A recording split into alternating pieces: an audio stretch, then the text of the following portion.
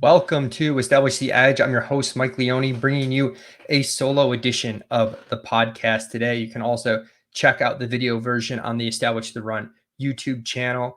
And I'm going to start looking at my best ball manifesto that has been written on Establish the Run. It's free for everyone. If you're not familiar with what that is, it's basically me diving into Underdog Fantasy's Best Ball Mania 3 contest from last year and trying to parse out the strategies that worked, didn't work, why they worked. And in particular, I look at stacking, I look at ADP value, the importance of having live players in your roster come playoff time. I look at roster construction, positional allocation, and then at the end, even kind of modeled out the best teams based on all of these factors to give us like, hey, if we just had the information at the time of the draft, could we kind of predict how strong of a team this is for Best Ball Mania 3? So that was a lot of fun. It's up on the site. I'm sharing a screen right now. If you're watching of the article, I'm going to take a look at ADP value in particular today, but over the course of the next few weeks, I'll go through all this on the podcast. And the goal of the podcast version is to, for people who don't want to read it, give you kind of a quickened version in audio format, but also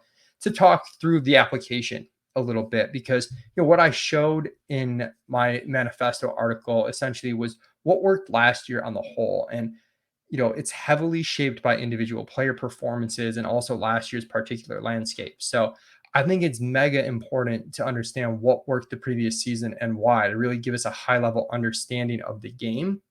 But that doesn't mean that's what's going to work in the future. It's equally as important to not blindly take, the things I'm going to say, like, oh, two quarterbacks was the most optimal last year. You don't want to blindly force fit that into every team you're constructing for Best Ball Mania 4 for a few reasons. One, the reason that happened last year could be because of outlier performances from someone like Jalen Hurts. The other reason is ADP's changed. QBs are, for example, already going much earlier in Best Ball Mania 4 than they did in Best Ball Mania 3. That's going to change the equation. You better believe that it will. So, the way other drafters are acting, the actual players that we like and where they're ranked, it's all different. So if we have a really firm understanding of what actually happened and why, I do think it helps us take into account these changes and hopefully draft, really smart teams for Best Ball Mania 4. And I was really optimistic writing this article that, like, if you're just pulling a few levers and being pretty smart, the overall makeup of your teams, it's not that hard to make teams that are really honestly massively plus EV, like 25 plus 50% EV. Now, in a contest like Best Ball Mania 4, it's gonna be really difficult to actually realize your expected value because it's so high variant, but you can have a lot of fun along the way and really feel like you're getting your money in good. But yeah, there's also things we, always can't measure. I looked at this stuff last year, broke down stacks, for example, and I had to come up with a generic definition of stacks, but if you're drafting a Justin Fields, what you should do stacking is going to be different if you drafted like Tom Brady last year, who's a statue at quarterback. The correlations are different and how you should build stacks is different. So I did kind of a one size fits all approach to some of these things, didn't necessarily take into account the cost of the stacks, the value of them. So that's just one example. Like, you can dig even deeper. And if you critically think about this, what's crazy is, like, I'm already parsing out a lot of really plus EV strategies, and there's probably even more plus EV if you apply a little bit more critical thought to it. But today's episode, going to focus on ADP value. That's essentially, when you're drafting your teams, the pick that you get players at compared to where they're drafted on average. And we're going to look at closing line value and real-time ADP value. Closing line value is pretty simple. If I take Jamar Chase at pick 3 right now, today is May 10th.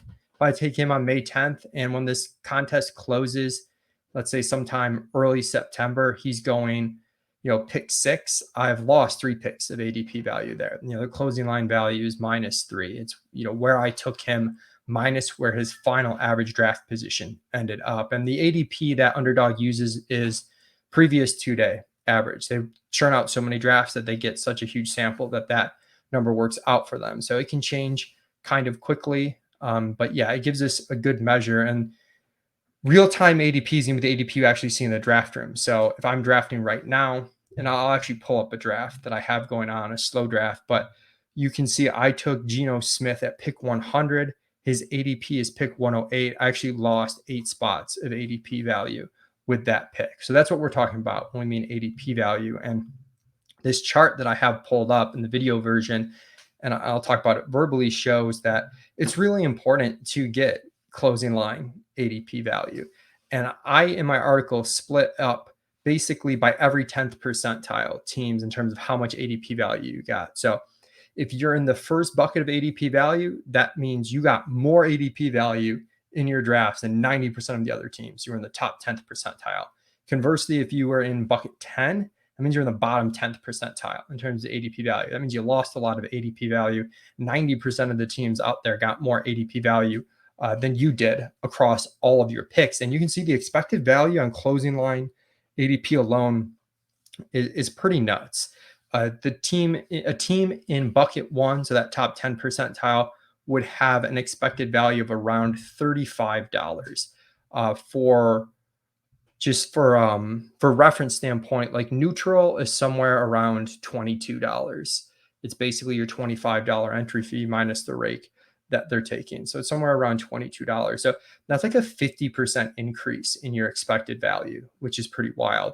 And then teams in bucket 10 had an expected value of only like $10. So now we're looking at about a 50% decrease in expected value. So it's pretty crazy that the expected value of your team can swing so much simply by how much closing line ADP value you're getting. And to explain the expected value number a little bit more, the way I derived that was you look at your odds of advancing out of the regular season, then your odds of advancing out of the quarterfinals, then the semifinals, and then the finals, and you apply the payout structure. I did not apply the payout structure exact as it was because it was a lot of work. I kind of assumed that if you lost in a round, you got the average payout of all of the losers, which is not perfect, but it helped us do a quick and dirty EV. So you can see value bucket one in terms of closing line ADP. These teams had a 51% increase in odds to win their regular season advance, to be top 2 out of 12. So that's huge. Your base rate of advancing is like 16.7%, top 2 out of 12 on randomness. So these teams are advancing more like 24-25% of the time out of the regular season. And then you can kind of see how that affects, these teams also were more likely to advance in the quarterfinals to semifinals and more likely to win a finals type event, 470 person field. So we see that closing line ADP value is super important. And I also looked again at the RealTime ADP value. And what I was surprised to see, I think it's kind of obvious that closing line ADP value is important.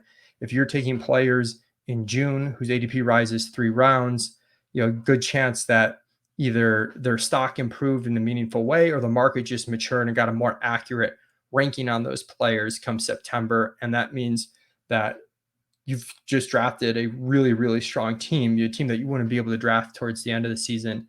It makes sense that those teams would do well. I was surprised how well teams did in terms of real-time ADP value. So just ADP value at the time of their draft. It's not that far off from closing line ADP value. And that's a good thing for us because that's something we have a lot more control over. Like we can kind of take a guess over which players will rise or not in terms of closing line value, but we know for sure what the ADP of the players is at the time that we're drafting. And you can see here, there's 2 sides to this chart. There's ADP value and draft capital value. Did want to take a second here just to explain, what the heck is draft capital value? ADP value is what I explained earlier, which is like super simply, it's just if you took the pick of the player minus what their ADP is, that's your value more or less. So you get a player with an ADP of 5 at pick 10, you gained 5 spots of ADP value. What draft capital does is I basically use the data from Best Ball Mania 3 to assign a value to each pick because we know it doesn't scale linearly. So an ADP value, what you're looking at, going from pick 10 to pick 20 is the same as going from pick 180 to pick 190. In reality, we know getting 10 spots of ADP value from pick 10 to 20 is worth a lot more than getting 10 spots from picks 180 to 190. That's like not worth much at all. So draft capital value accounts for that. And you can see that it's a little bit more accurate. The expected value is higher for teams in the first couple of buckets, and it's lower for teams in the bottom 2 buckets because it is a more accurate estimation of the strength of your team. So with that said, kind of want to know like why. So how is this expected value being changed? So there's some charts up here, but you can see that overall you're seeing an improvement across the board in real-time ADP value based on the bucket you're in. In fact, if you're in any of the top 5 buckets in 80 in real-time draft capital value, you've increased your odds of advancing out of the regular season, and it decreases with each bucket you're in. Bucket one's the highest, bucket five's the lowest, but it's such a clear trend. It's crazy how clear the trend is, which, when you do this cohort analysis, gives you some confidence that it is important. And overall, what you're seeing is about a 28% increase if you're in the regular season advance rate, if you're in the first 2 buckets, so a top 20% team in terms of real time draft capital value. You're increasing your odds of winning in the quarters and the semifinals like 5 to 6%, and then in the finals, almost 10 to 15%. So the impact is felt largest in the regular season, but it's felt in the playoffs as well, which I think a lot of people are like, okay, ADP value is good for advancing, but it doesn't matter for the playoffs. And my response to that is, one, it does matter in the playoffs. There's a clear positive correlation to your draft capital value and your success in the playoffs. And two, I think sometimes advance rate gets discounted a little bit because the idea is like, okay, these are top heavy prize structures. All that matters is that we have a good chance to win once we get to the playoffs. But you can't just chop off that part of the expected value equation. Your odds of getting to the playoffs in the first place dramatically impact your odds of winning the whole thing, even if it's lower odds of winning once you do actually get there. You need to think about it correctly. And the way I looked at this was basically a 25% increase in your regular season advance rate is equivalent to a 100% increase in odds of winning the final. So it has a huge impact on your expected value. So that's how it changed based on ADP. So kind of what you're probably asking now is a couple of questions. How do I actually use this in my draft? And that's a really good one. And let's start with closing line value. So there's a couple things with closing line value that we can do. I think there are some things that are kind of obvious, but higher variance players you want to target. And this can include handcuff running backs. So handcuff running backs or backup running backs in general, they just have ability to jump multiple rounds in ADP from drafting early to the close of the contest because the job and the role and the expected volume they have so important. So Cam Akers goes down a couple years ago. Darrell Henderson jumps in, and his ADP goes from rounds 10 to like round 6. Like it's a huge jump. That's a massive jump. You generally don't see that quite as frequently at other positions with injuries because they're more talent driven. If you see an injury to a wide receiver one, the wide receiver twos might not jump 4 rounds, probably going to jump, but it happens more with running backs. Uncertain situations in general. I know last year Chris Godwin was someone we were on early because we felt pretty good about his health, and we knew like as the season approached and the health reports got better, his ADP was going to improve, and we saw that. So if you drafted him early, you had a really good chance of getting some ADP value. This year there was a lot of uncertainty around Joe Mixon, even just a week or two ago with some off the field stuff. And we've already seen his ADP go from like the 80s to the 50s. And it could close at, even around third ADP if Cincinnati enters the season with their backfield as currently constructed and no issues with Joe Mixon. So I think that was a good one to take a shot on. Javonte Williams is an uncertain one. I'm not in on Javonte, but if you think people are overly concerned with the injury risk there, you think he goes in round 7 at the end of the offseason and he's starting to slip now more to like round 9, that's one you can take advantage of. Then there's of course just players that you think are like the market's missing something on. So I had one today, I tweeted about DJ Moore. I think that one's going to go the other way. I think his ADP is going to drop quite a bit from where it is now, but there's a few spots where you might just be so off from the market. You can kind of figure like where the market's going to go. And like, I think the market's sharper at this point this year than it was at this point last year. Like last year, there were guys like Juju Smith-Schuster, Amon-Ra St. Brown, where we just kind of knew we were going to get closing line value on those guys, and we did.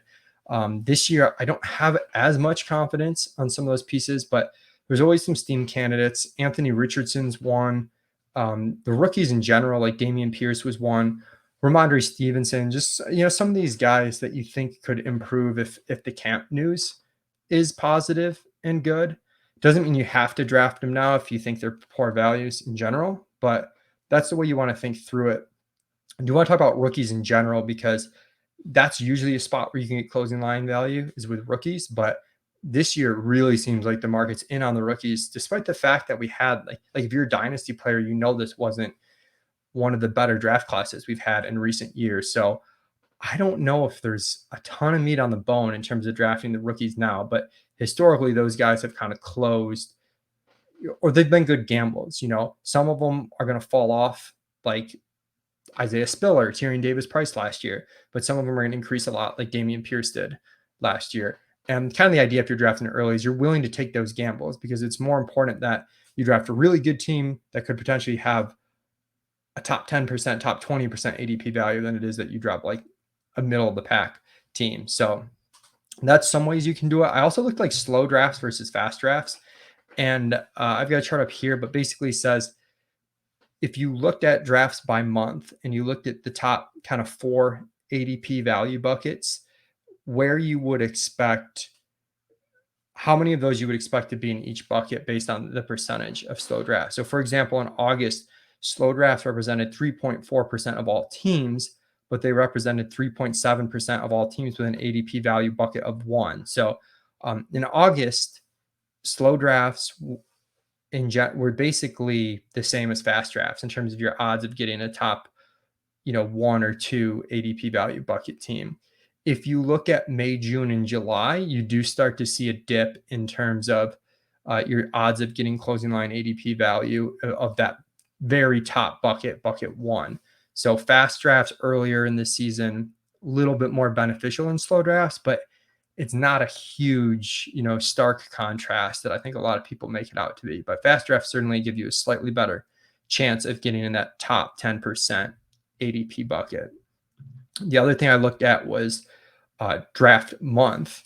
And as you would expect, the more variance there is early, the more likely that you're going to have one of those teams that has a ton of closing line ADP value. I mean, it's pretty simple. If you're drafting at the end of August, there's just not a lot of time for that information to change in a way where your team is going to get a huge gain in closing line ADP value.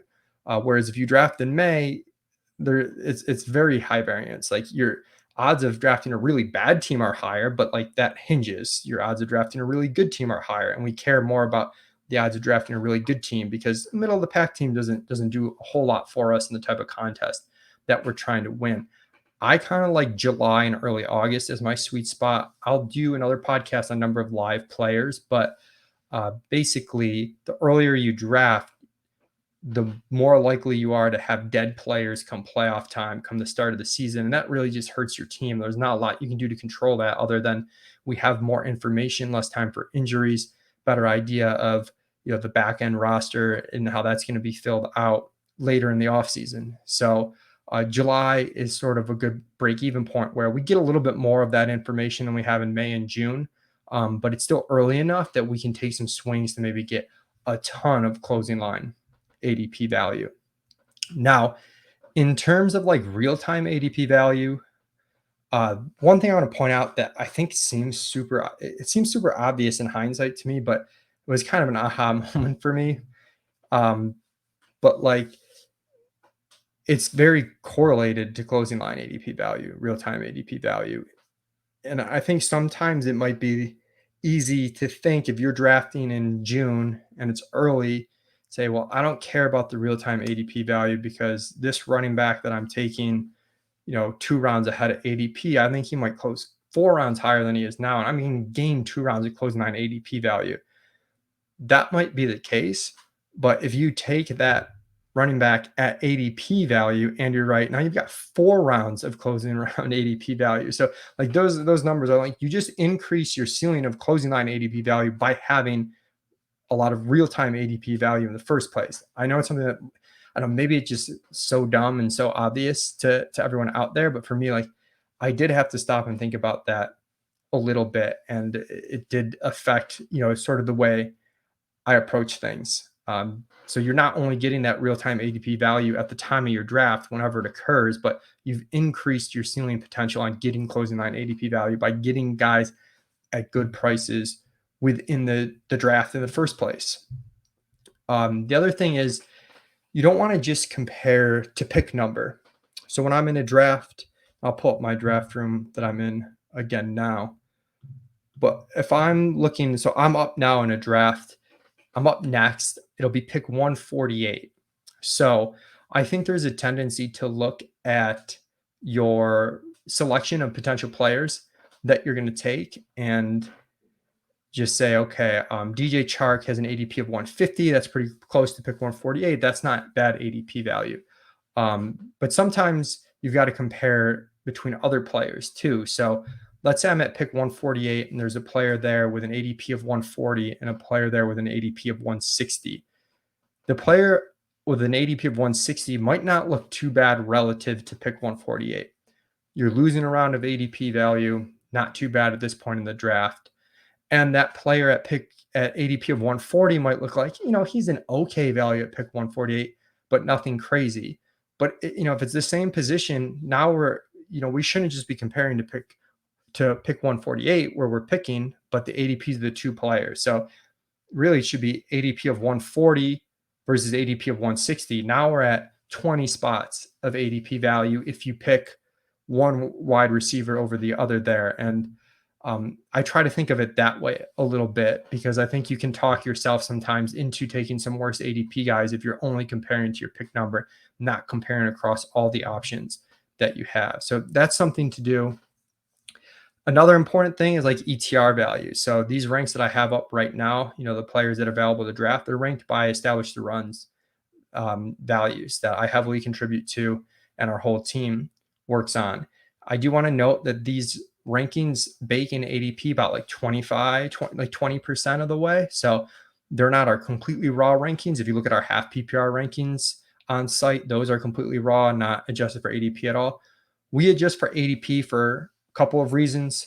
One, just respect for the market, which is basically what we're seeing in those high EV numbers. If you have a lot of ADP value, is that the market's pretty good, and if you just follow the market, you get a lot of value. You're going to have a pretty good team as long as you construct it. So we want to have some respect for the market. That's one reason. Another reason is we want to be too deviated from the market in terms of positional stuff. Like you can see our QB ranks aren't totally aligned with the market at QB. And at a certain point, even if you're right, if you're too far detached from the market, if you get frozen out of a position, you're not going to have a good team. So that's part of the reason we bake it in. And another reason is like we're trying to build super teams. Again, going back to that example, if I'm up at pick 148 and there's two wide receivers that I like, one has an ADP of 140, one has an ADP of 160. Well, the guy with an ADP of 140 is not coming back next round. The one with an ADP of 160 might come back next round. So if I like that player with the ADP of 160 a little bit better than the player with an ADP of 140, it's still not worth taking when you consider I'm giving up a ton of ADP value with the pick itself, the opportunity cost. And I've also prevented myself from getting even further ADP value in the next round and possibly getting both of these receivers. So you want to take some of those gambles. And by having the ranks adjusted for ADP, it helps people kind of subconsciously like do that. I personally even factor in the ADP a little bit more than our pure ranks do. Essentially what I'm doing with our ranks, I do think it's important to have player takes. I think what's crazy is this ADP value stuff in the EV is just if you did ADP value. Now imagine if you use ADP value in a smart way, but you also use your understanding and, hopefully a little bit of an edge on the market in terms of pure player takes too. And you combine that, it's huge. So I like to kind of look at like the top 10 to 15 names. I'll scroll through. I'm not going to be, forebode into the rankings. Like I'm not just going to blindly follow the top 1 or 2, 3 names. I'm going to think a little bit. Now, the purpose of the rankings is I'm probably not going to scroll down past the top 15. And even within position, I might look at the top 5. So I need a wide receiver in this draft. I'll scroll down, kind of get and see if there's anybody that's falling that we really don't like. So you can see Alec Pierce is kind of the main guy that's falling. He's got an ADP of 144, but he's so far down our rankings, not even in the top 10 wide receivers on the board. That's not someone that I'm going to pick. If he was up higher on the rankings, I might consider it. Or if his ADP was like 120, maybe I would consider it here. I'm probably going to take DJ Chark. He's the top of our rankings. He's got an ADP of 150. The other top guys kind of percolating on the ranks: Nico Collins, ADP of 149, KJ Osborne, 144.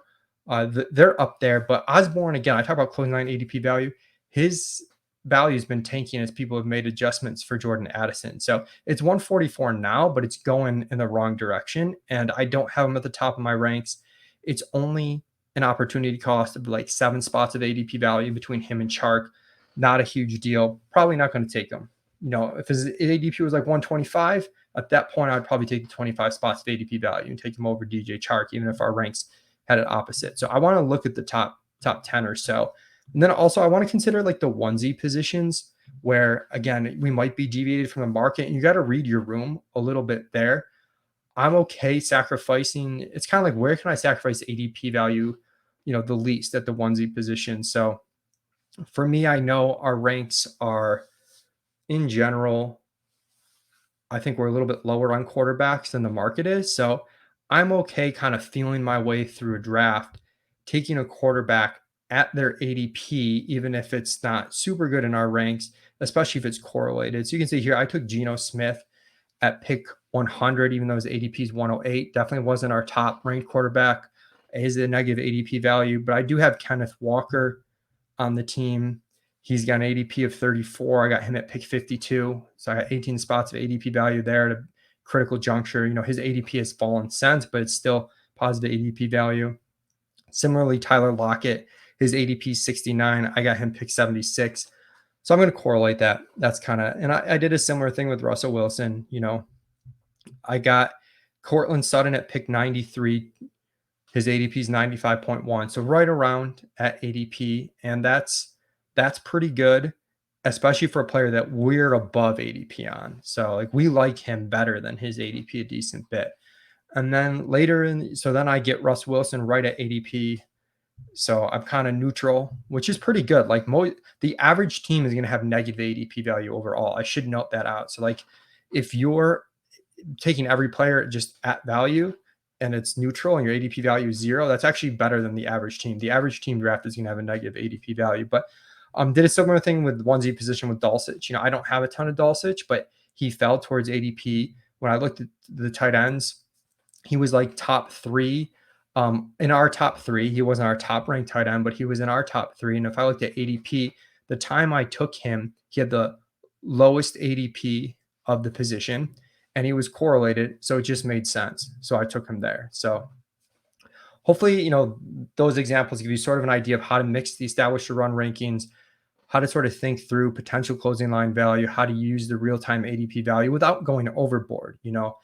In future episodes, I'm going to look at stacking, live players, different things like that. I think the next episode will probably be stacking, because that's one people are really interested in. I might do that one after the full NFL schedule is released. But yeah, I hope you enjoyed, this first look at, my best ball manifesto given on the podcast. Really appreciate if you would check out the site and read the whole thing. It's pretty in depth, covers more than what I did here. But I'll continue to try and give applications of it on Twitter and on this podcast. If you're watching on the YouTube channel, please give us a thumbs up, subscribe to us. It definitely helps us do content like this for free. And just appreciate everybody tuning in. It's going to be a really fun season.